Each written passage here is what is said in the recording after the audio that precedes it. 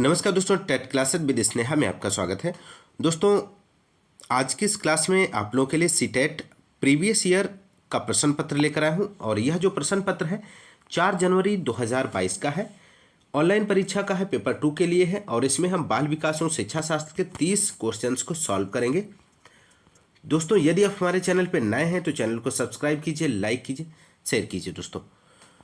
दोस्तों आइए शुरू करते हैं आज की इस क्लास के क्वेश्चन नंबर फर्स्ट से। क्वेश्चन नंबर फर्स्ट दिया गया है, अधोगामी सिद्धांत को निम्नलिखित में से किस उदाहरण में दर्शाया गया है। ऑप्शन फर्स्ट दिया गया है, शिशु अपनी बाहों के इस्तेमाल से पहले दृष्टि विकसित करते हैं। क्या पहला ऑप्शन सही है? एकदम गलत हो जाएगा। ऑप्शन सेकेंड है, शिशु संज्ञानात्मक क्षमता विकसित करते हैं और फिर भाषा सीखते हैं। यह भी ऑप्शन आपका रॉन्ग है। थर्ड, शिशु पहले अपने धड़ और फिर अपने हाथ पैर हिलाना सीखते हैं। चौथा है, शिशु बुदबुदाने से पहले किल करना सीखते हैं। तो यहाँ पे ऑप्शन जो है फोर्थ भी गलत हो जाएगा। तो यहाँ पे इस क्वेश्चन का राइट आंसर हो जाएगा अधोगामी सिद्धांत के अनुसार तीसरा ऑप्शन यहाँ पे बिल्कुल सही है।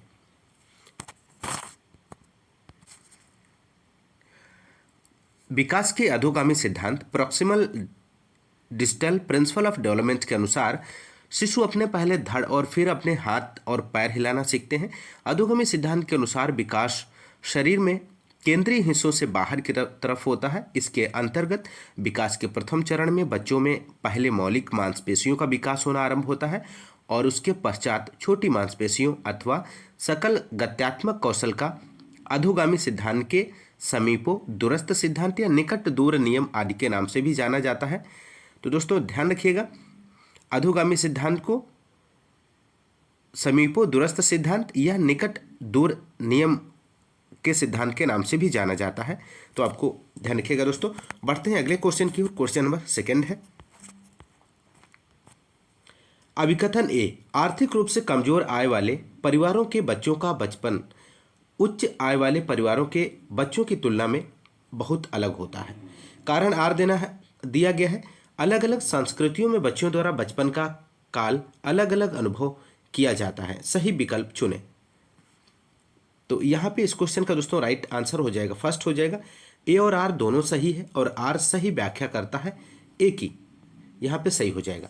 आर्थिक रूप से कमजोर आय वाले परिवारों के बच्चों का बचपन उच्च आय वाले परिवारों के बच्चों की तुलना में अलग होता है। अपनी आवश्यकता की पूर्ति है तो उन्हें बहुत सी कठिनाइयों का सामना करना पड़ता है। साथ ही अलग अलग संस्कृतियों में बच्चों द्वारा अपने बचपन की अवधि में अलग अलग अनुभव प्राप्त किए जाते हैं। तो यहाँ पे ऑप्शन जो है आपका कथन ए और कारण आर दोनों सत्य है और आर ए का सही व्याख्या करता है। तो ऑप्शन ए यहाँ पे फर्स्ट जो है सही जवाब हो जाएगा। अगला क्वेश्चन नंबर थर्ड है, बेहतर एथलेटिक शारीरिक क्षमताएं नियमों के साथ खेलों में भागीदारी तार्किक विचार प्रक्रियाएं जो ठोस अनुभवों के आसपास केंद्रित होती हैं, वे किस अवधि के लक्षण हैं। तो यहां पे इस क्वेश्चन का दोस्तों राइट आंसर थर्ड ऑप्शन हो जाएगा, मध्य बचपन इसका सही जवाब है। बेहतर एथलेटिक शारीरिक क्षमताएं नियमों के साथ खेलों में भागीदारी तार्किक विचार प्रक्रियाएं जो ठोस अनुभवों के आसपास केंद्रित होती हैं, मध्य बचपन की अवधि मिडिल चाइल्डहुड के लक्षणों को प्रदर्शित करती है। तो ऑप्शन थर्ड यहाँ पे राइट आंसर हो जाएगा। दोस्तों ध्यान रखिएगा।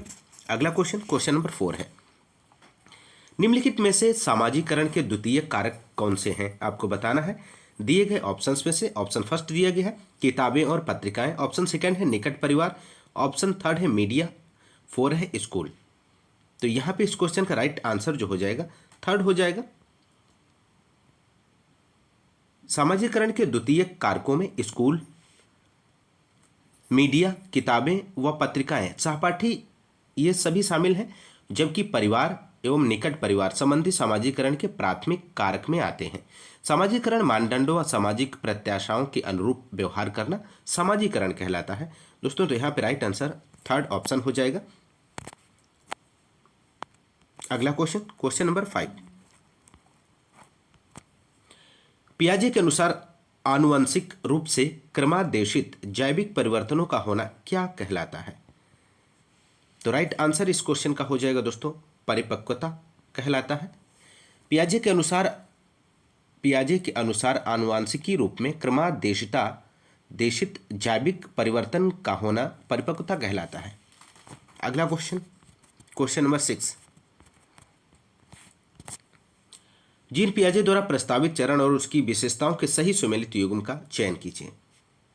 तो राइट आंसर ऑप्शन थर्ड हो जाएगा। मूर्त संक्रियात्मक अवस्था संचालन क्रियाएं कर पाते हैं लेकिन अमूर्त नहीं, यहाँ पे राइट आंसर हो जाएगा। जीन पियाजे के अनुसार यह अवस्था जो होती है 7 वर्ष से लेकर 12 वर्ष तक रहती है। इस अवस्था में बालक संरक्षण, संबंध और वर्गीकरण तीनों महत्वपूर्ण संप्रत्तियों का विकास कर लेते हैं। तो आप ध्यान रखिएगा, थर्ड ऑप्शन यहाँ पे राइट आंसर हो जाएगा। अगला क्वेश्चन, क्वेश्चन नंबर 7 है, बच्चे का अपने आप से बात करना। बच्चे का अपने आप से बात करना क्या है? पहला ऑप्शन दिया गया उनके अहम केंद्रवास का द्योतक है। सेकंड है उनकी सोच को विनियमित करने में उनकी मदद करता है। थर्ड है उनके मनोवैज्ञानिक और भाषा विकास में बाधा डालता है। फोर्थ है गंभीर व्यवहार संबंधी समस्याओं का पहचान करता है। तो यहाँ पे राइट आंसर जो हो जाएगा सेकंड हो जाएगा दोस्तों, उनकी सोच को विनियमित करने में उनकी मदद करता है। वाइगोत्स्की के अनुसार निजी संभाषण या निजी वाक, प्राइवेट स्पीच, बालक को विनियमित स्वनियोजित व उसके व्यवहार को निर्देशित करने का कार्य भी करता है। तो सेकंड यहाँ पे राइट आंसर हो जाएगा। अगला क्वेश्चन, क्वेश्चन नंबर 8 है दोस्तों, लियो वाइगोत्स्की के अनुसार निम्नलिखित में से कौन से सांस्कृतिक उपकरण के उदाहरण हैं जो हमारे कामकाज में सहायता और परिवर्तन करते हैं? फर्स्ट है मानचित्र, सेकंड है भाषा, थर्ड है कैलकुलेटर, फोर्थ है स्कीमा। तो आपको इस क्वेश्चन का राइट आंसर देना है दोस्तों।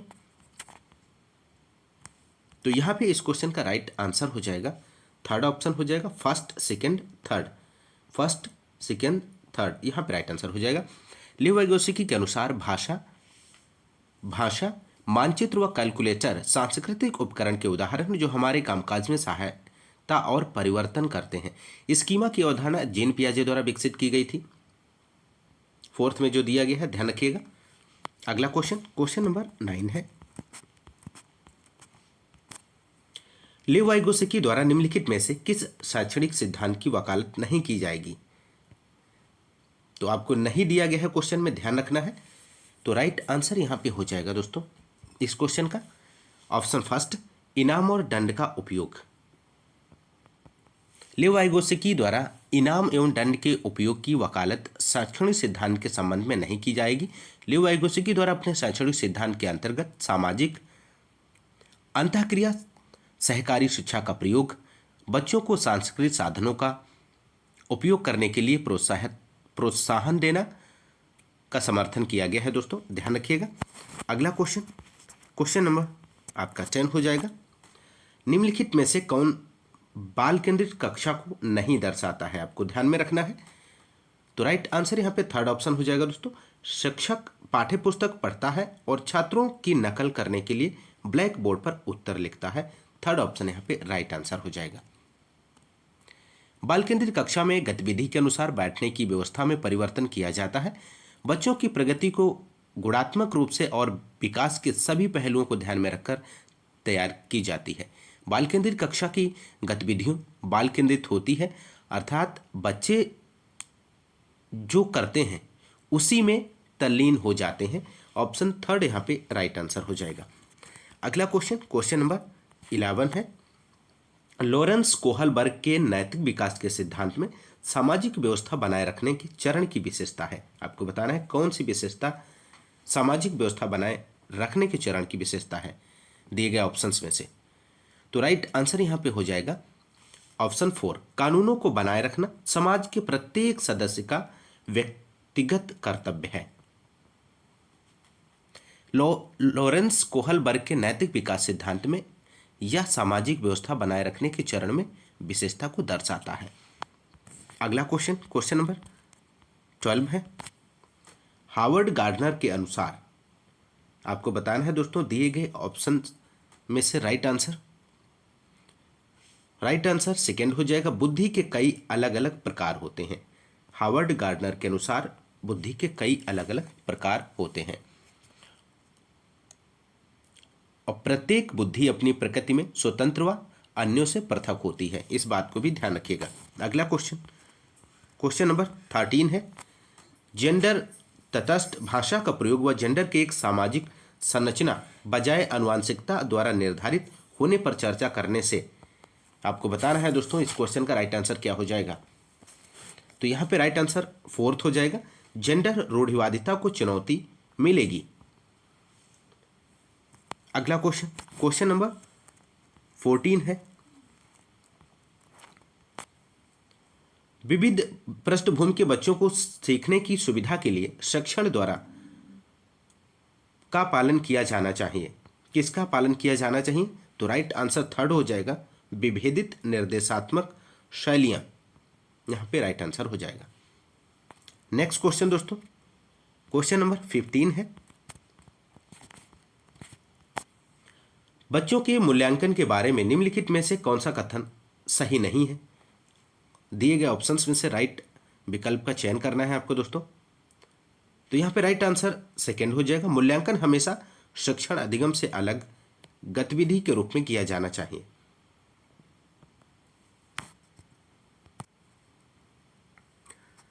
यह कथन बच्चों के मूल्यांकन के बारे में सही नहीं है। बच्चों का मूल्यांकन करते समय उसमें विविध तरीकों को शामिल करना चाहिए। शिक्षक को अपनी शिक्षा शास्त्रीय गतिविधियों पर मनन करने के अवसर प्रदान करने चाहिए। साथ ही मूल्यांकन को संज्ञानात्मक, शारीरिक व मनोवैज्ञानिक क्षेत्रों पर ध्यान केंद्रित करना चाहिए। तो सेकंड यहाँ पे राइट आंसर हो जाएगा। अगला क्वेश्चन, क्वेश्चन नंबर 16 है, शिक्षा में समावेशन का तात्पर्य है कि। थर्ड ऑप्शन राइट हो जाएगा, व्यक्तिगत विभिन्नताओं के बावजूद सभी छात्र एक ही स्कूल में पढ़ते हैं। नेक्स्ट क्वेश्चन, क्वेश्चन नंबर 17, निम्नलिखित में से कौन सी विकलांगता लिखित सामग्री को पढ़ते और समझने में चुनौतियों का कारण बनती है? तो राइट आंसर यहां पे फोर्थ हो जाएगा, पठन वैकल्य। यहां पे सही जवाब हो जाएगा। पठन वैकल्य विकार लिखित सामग्री को पढ़ने और समझने में चुनौतियों का कारण बनता है।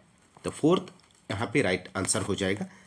अगला question, question number 18 question number देखेंगे, निम्न में से कौन सा सुविधाहीन और वंचित समूहों के शिक्षार्थियों को शामिल करने में बाधा उत्पन्न करेगा? तो यहाँ पे राइट आंसर जो हो जाएगा सेकंड हो जाएगा, गैर प्रासंगिक सामग्री। गैर प्रासंगिक अध्ययन सामग्री सुविधाहीन और वंचित समूहों के शिक्षार्थियों को शिक्षण प्रक्रिया में शामिल करने में बाधा उत्पन्न करेगा, जबकि लचीला पाठ्यक्रम विद्यार्थी केंद्रित शिक्षा शास्त्र सतत व व्यापक मूल्यांकन उन्हें शिक्षण प्रक्रिया में शामिल करने में सहायता करेंगे। तो ध्यान रखिएगा। अगला क्वेश्चन दोस्तों, क्वेश्चन नंबर 19 है, शिक्षकों द्वारा विविध शैक्षणिक रणनीतियों के उपयोग से निम्नलिखित में से किसके समावेशन में मदद मिलेगी? तो राइट आंसर यहां पे दोस्तों हो जाएगा ऑप्शन फोर्थ हो जाएगा, फर्स्ट, सेकेंड, थर्ड और फोर्थ। शिक्षकों द्वारा विविध शैक्षणिक रणनीतियों के उपयोग से वाक बाधित वाले छात्र, दृष्टि बाधित छात्र, प्रतिभाशाली छात्र, सृजनात्मक छात्र आदि के समावेशन में सहायता प्राप्त होती है। तो यहाँ पे सभी ऑप्शंस सही जवाब हो जाएगा। अगला क्वेश्चन, क्वेश्चन नंबर 20 है, निम्नलिखित में से कौन सा विकल्प दी गई दिव्यांगता और संबंधित छात्रों के समावेशन हेतु यथोचित संयोजन रणनीति का सही युग्म है? तो राइट आंसर यहाँ पे थर्ड ऑप्शन हो जाएगा, गतिमान दिव्यांगता भूतल पर कक्षाओं का प्रावधान। यहाँ पे राइट आंसर हो जाएगा, प्रतिमान दिव्यांगता भूतल पर कक्षाओं का प्रावधान दिव्यांगता और संबंधित छात्रों के समावेशन हेतु यथोचित संयोजन रणनीति का सही युग्म दर्शाता है दोस्तों। तो राइट आंसर सेकंड ऑप्शन हो जाएगा। बढ़ते हैं अगले क्वेश्चन की ओर, क्वेश्चन नंबर 21 है, निम्नलिखित में से कौन सा विकल्प विद्यार्थियों की सोच को सुसाध्य करता है? ऑप्शन फर्स्ट दिया गया है वेधन और अभ्यास, सेकंड है बिना समझे कॉपी करना। तो यहां पे इस क्वेश्चन का दोस्तों राइट आंसर हो जाएगा ऑप्शन यहां पे थर्ड सही जवाब हो जाएगा, साथियों के साथ चर्चा करना। साथियों के साथ चर्चा करना एकदम सही जवाब हो जाएगा। साथियों के साथ चर्चा करना, ध्यान रखिएगा दोस्तों, साथियों के साथ चर्चा करना ऑप्शन थर्ड यहाँ पे राइट आंसर हो जाएगा, जो कि मेंशन नहीं है। बढ़ते हैं अगले क्वेश्चन की ओर। क्वेश्चन नंबर आपका 22 है। ऐसे स्थितियां आपको फिल करना है महत्वपूर्ण है जहां छात्र लंबे समय तक श्रोता होते हैं। तो राइट आंसर फर्स्ट हो जाएगा, ऐसी स्थितियां टालना महत्वपूर्ण है जहां छात्र लंबे समय तक निष्क्रिय श्रोता होते हैं। अगला क्वेश्चन, क्वेश्चन नंबर 23 है। अधिगम के संदर्भ में निम्नलिखित में से कौन सा कथन सही है?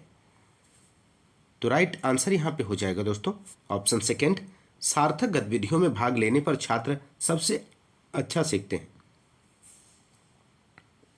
अगला क्वेश्चन, क्वेश्चन नंबर 24 है। निर्देश तैयार करते समय एक शिक्षक को यह सुनिश्चित करना चाहिए कि उनके निर्देश छात्रों को भ्रमित और हतोत्साहित ना करें। फर्स्ट सही जवाब हो जाएगा। अगला क्वेश्चन, क्वेश्चन नंबर 25। अधिगम के सामाजिक रचनात्मक दृष्टिकोण को समर्थन देने वाले शिक्षाविदों द्वारा निम्नलिखित में से किसे बढ़ावा नहीं दिया जाता है? तो राइट आंसर यहां पे फर्स्ट ऑप्शन हो जाएगा, व्यवहार का अनुकूलन करना। अधिगम से सामाजिक रचनात्मक दृष्टिकोण को समर्थन देने वाले शिक्षाविदों द्वारा खोजी अधिगम, सहयोगी अधिगम, पाठ, सांस्कृतिक साधनों का प्रयोग करना आदि को बढ़ावा दिया जाता है, जबकि व्यवहार के अनुकूलन को उनके द्वारा बढ़ावा नहीं दिया जाता है। अगला क्वेश्चन, क्वेश्चन नंबर 26। छात्रों के समाधान कौशल को बढ़ाने के लिए निम्नलिखित में से कौन सी एक अच्छी रणनीति है? तो राइट आंसर फर्स्ट हो जाएगा, ऐसी परिस्थितियां बनाएं जिनमें ज्ञान के अनुप्रयोग की मांग हो। फर्स्ट ऑप्शन यहां पे राइट आंसर हो जाएगा। नेक्स्ट क्वेश्चन, क्वेश्चन नंबर 27 है दोस्तों। एक शिक्षक को बच्चों के बीच भ्रांतियों से किस तरह निपटना चाहिए? तो राइट आंसर सेकेंड हो जाएगा, उनकी भ्रांतियों के प्रत्युत्तर हेतु अवसर प्रदान करने चाहिए। नेक्स्ट क्वेश्चन, क्वेश्चन नंबर 28 है। अधिगम की प्रक्रिया में शर्मिंदगी आपको फिल करना है, क्या है? तो राइट आंसर यहां पे हो जाएगा ऑप्शन सेकेंड, हानिकारक होती है, हानिकारक है। अधिगम प्रक्रिया में शर्मिंदगी हानिकारक होती है। बच्चों को अधिगम प्रक्रिया में शामिल करने के लिए कक्षा में एक ऐसा वातावरण बनाना चाहिए जिसमें वह किसी बात पर स्वयं को शर्मिंदा महसूस ना करें, अपितु बिना किसी संकोच या भय के अपने विचारों को अभिव्यक्त कर सकें। तो यहाँ पे राइट आंसर ऑप्शन सेकेंड हो जाएगा दोस्तों। क्वेश्चन नंबर 29 है। राष्ट्रीय शिक्षा नीति 2020 में प्रस्तावित बदलाव है, कौन सा बदलाव है? तो यहाँ पे आपको बताना है दोस्तों दिए गए ऑप्शंस में से। तो राष्ट्रीय शिक्षा नीति 2020 मानकीकरण से लचीलेपन, स्टैंडर्डाइजेशन ऑफ फ्लेक्सिबिलिटी में परिवर्तन को प्रस्तावित करती है। साथ ही साथ रचनात्मक मूल्यांकन, बहुविषयकता संरचनाओं की समझ, बहुभाषिकता आदि को प्रस्तावित करती है। तो ऑप्शन फर्स्ट यहाँ पे राइट आंसर हो जाएगा। नेक्स्ट क्वेश्चन, क्वेश्चन नंबर 30 है। अधिगम को फिल करना है यहाँ पे, के बजाय की ओर निर्देशित किया जाना चाहिए। दोस्तों इस क्वेश्चन का यहाँ पे राइट आंसर ऑप्शन सेकेंड हो जाएगा, अधिगम को रटने के बजाय समझने की ओर निर्देशित किया जाना चाहिए। तो दोस्तों आज की इस क्लास में बस इतना ही, मिलते हैं नेक्स्ट क्लास में। तब तक के लिए नमस्कार, जय हिंद, धन्यवाद।